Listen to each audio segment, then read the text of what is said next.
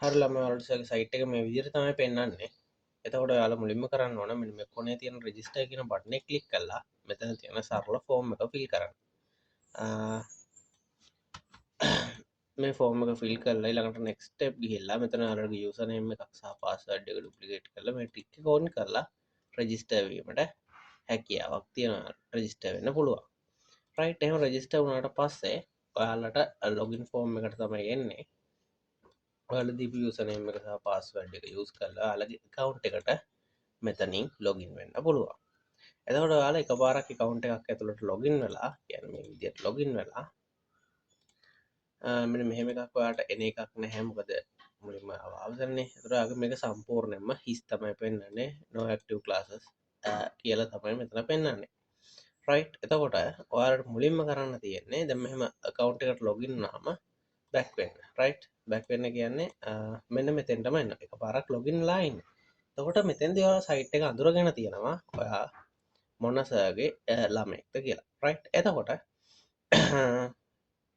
ඔයාලට පුළුවන් මෙන්න මෙතන තියෙන මේ නිල් පාට ඩ්‍රොයින් පින් එක වගේ icon එකක් තියෙන්නේ. ඒතකොට දැන් 2026 ළමයෙක් නම් මේ බටන් එක සහ 2027 ළමයෙක් නම් මේ බටන් එක ඔයාලට ක්ලික් කරගන්න පුළුවන්. මම 2026 ළමයෙක් කියලා හිතලා වැඩේ කරලා පෙන්නන්න. එකපාරක් ක්ලික් කරාම මේ විදිහට නිල් පාටට පැත්තට යනවා.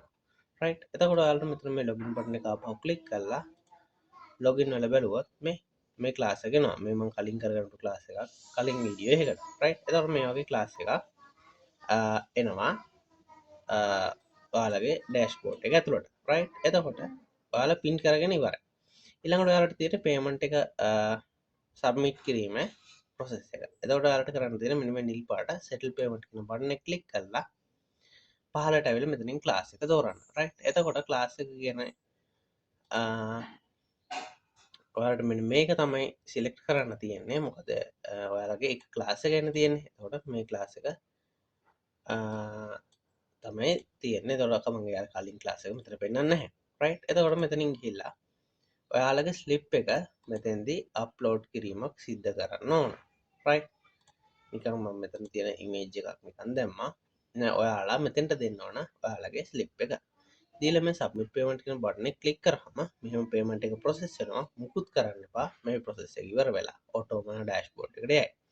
රයිට්. මේ විදිහට පෙන්ඩින් ක්ලාසස් විදිහට ආවම මේක ඔයාලගේ සර්ව් ස්ලිප් එක චෙක් කරලා ඇක්ටිව් කරනකම් මේ ක්ලාස් එක මේ විදිහට පෙන්නනවා.